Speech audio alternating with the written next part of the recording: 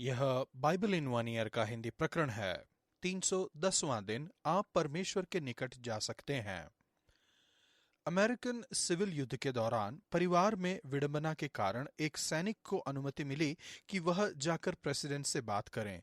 वह सेना की सेवा से छूटने का निवेदन करना चाहते थे, किंतु जब वह व्हाइट हाउस में पहुंचे उन्हें अंदर आने से मना कर दिया गया और वापस भेज दिया गया। वह वहां से चले गए और नजदीकी बागीचे में जाकर बैठ गए। एक जवान लड़का उनके पास आया और कहा कि आप बहुत दुखी लग रहे हो। सैनिक ने जवान लड़के को सब कुछ बता दिया। आखिर में लड़के ने कहा, मेरे साथ आओ। वह नकारे गए सैनिक को फिर व्हाइट हाउस में ले गया। वे आगे जाने लगे, किसी पहरेदार ने उन्हें रोका नहीं। यहां तक कि जनरल और ऊंचे पद वाले सरकारी अधिकारी सम्मान से खड़े हो गए और उन्हें आगे जाने दिया। सैनिक चकित हो गया था। अंत में वे प्रेसिडेंट के ऑफिस में आए।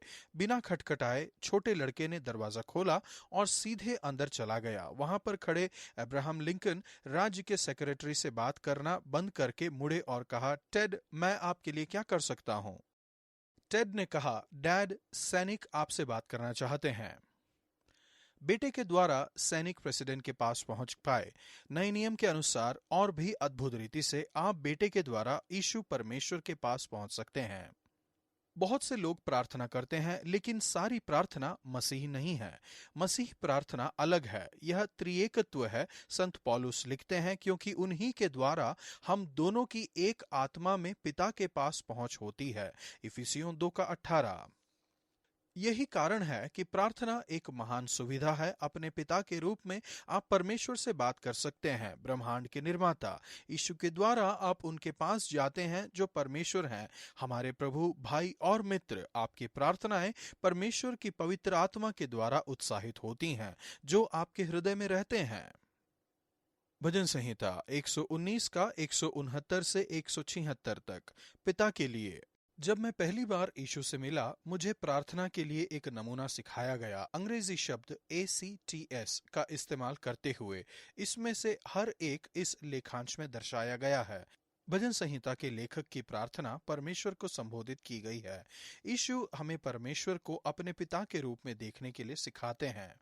जैसा कि भजन संहिता 119 नजदीक आता है, भजन संहिता के लेखक अनेक प्रार्थनाएं करते हैं, जिसमें ACTS शामिल है। ए, आराधना, जो परमेश्वर है और जो उन्होंने किया है उसके लिए परमेश्वर की स्तुति कीजिए। मुझे जिला और मैं तेरी स्तुति करूंगा। सी, घोषणा, जो कोई गलती आपने की है उसके लिए परमेश्वर से क्षमा मांगिए। मैं खोई हुई भेड़ के समान भटका हूं। टी, धन्यवाद देना, स्वास्थ्य, परिवार, मित्र इत्यादि के लिए परमेश्वर का धन्यवाद दीजिए। मेरे मुंह से स्तुति निकला करे। एस, निवेदन, अपने लिए, अपने मित्रों के लिए और दूसरों के लिए प्रार्थना करिए। मेरा गिड़गिड़ाना तुझ तक पहुंचे। ए, प्रभु हमारे पिता परमेश्वर, मैं आपकी आराधना करता हूं। परमेश्वर, मैं आपसे प्रेम करता हूं। मैं आपकी स्तुति करता हूं कि मैं आपके पास आ सकता हूं। ब्रह्मांड के निर्माता, आपके पास पहुंचने की महान सुविधा के लिए आपका धन्यवाद। सी, मैं आपके सामने अपने पापों का अंगीकार करता हूं और आपसे क्षमा मांगता हूं। टी, मेरे जीवन में सभी आशीषों के लिए आपका धन्यवाद। मेरे परिवार और मित्रों के लिए आपका धन्यवाद। प्रार्थना के बहुत से अद्भुत उत्तरों के लिए आपका धन्यवाद, आपका धन्यवाद। एस, परमेश्वर, मैं आज प्रार्थना करता हूं। नया नियम, इब्रानियों 7 का 11 से 28 तक। यीशु के द्वारा। यीशु हमें परमेश्वर की उपस्थिति में लाते हैं। पिता के पास पहुंचना यीशु के द्वारा संभव हुआ। आप परमेश्वर के निकट जा सकते हैं। यीशु महायाजक हैं जो उनके द्वारा परमेश्वर के पास जाना आपके लिए संभव बनाते हैं। यीशु पुत्र हैं जो सर्वदा के लिए सिद्ध किए गए हैं। वह आपको एक बेहतर आशा देते हैं। शब्द बेहतर इब्रानियों की पुस्तक में कई बार दिखाई देता है। लेखक नियमित रूप से अंतर स्पष्ट करते हैं, किसी बुरी चीज का किसी अच्छी चीज के साथ नहीं, लेकिन किसी अच्छी चीज का किसी सिद्ध चीज के साथ, और इसलिए बहुत बेहतर। यीशु की याजकीय सेवकाई एक ऊंचे वायदे पर आधारित है। यीशु भजन संहिता 110 के 4 को दोहराते हैं, यह दिखाने के लिए कि कैसे यीशु की याजकीय सेवकाई परमेश्वर के वायदे के द्वारा स्थापित हुई। पूर्वी स्थायी याजकीय सेवकाई की तरह नहीं, यीशु की याजकीय सेवकाई परमेश्वर के वायदे के द्वारा स्थिर की गई थी। इब्रानियों 7 का 20 और 21। यीशु सिद्ध रूप से आपकी सारी जरूरतों को पूरा करते हैं। नंबर 1, यीशु ने आपके लिए मृत्यु को हरा दिया। जो शारीरिक आज्ञा की व्यवस्था के अनुसार नहीं, पर अविनाशी जीवन की सामर्थ्य के अनुसार नियुक्त हुआ हो। यीशु सर्वदा जीवित हैं और उनकी याजकीय सेवकाई सदा की है।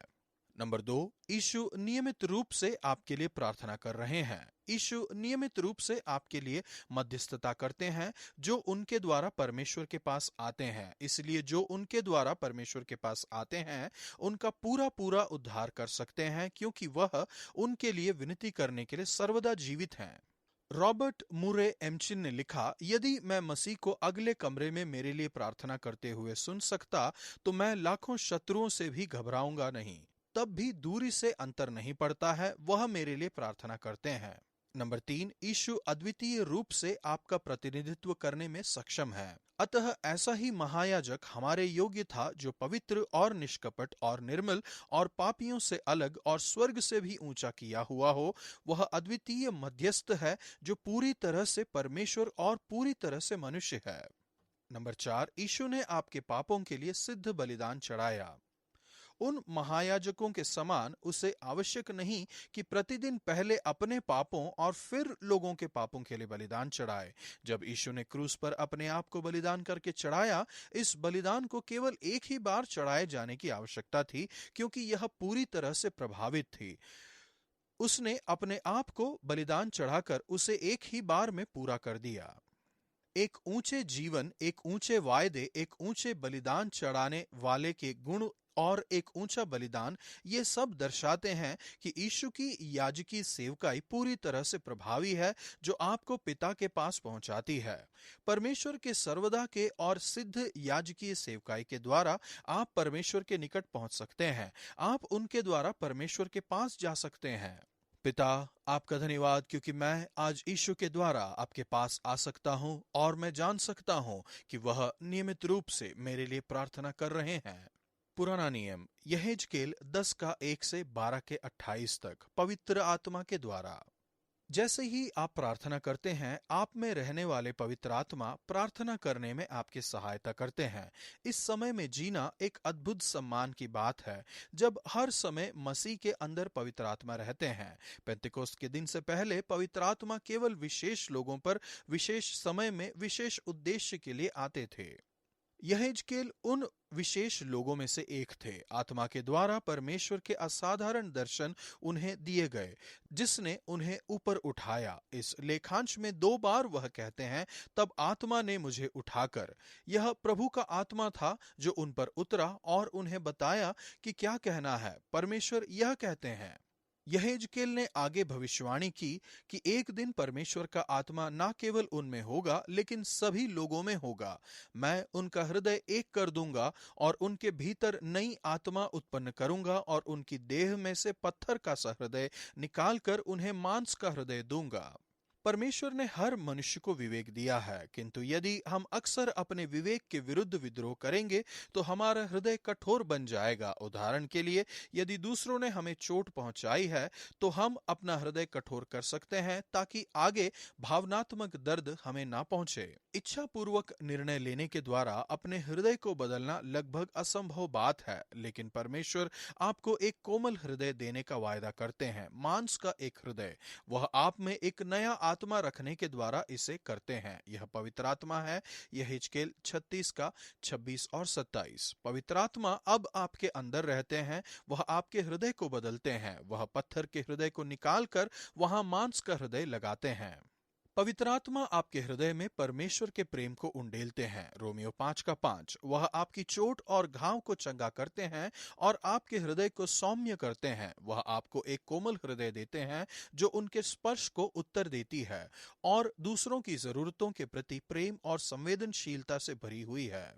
पेंतेकोस्त के दिन यहेजकेल की ये भविष्यवाणियां पूरी हुई। प्रेरितों के काम की पुस्तक में प्रेरित पतरस समझाते हैं कि वायदा यहेजकेल में लिखा हुआ पूरा हो चुका है। इस प्रकार परमेश्वर के दाहिने हाथ से सर्वोच्च पद पाकर और पिता से वह पवित्र आत्मा प्राप्त करके जिसकी प्रतिज्ञा की गई थी, उसने यह उंडेल दिया है जो तुम देखते और सुनते हो। प्रेरितों के काम 2:33।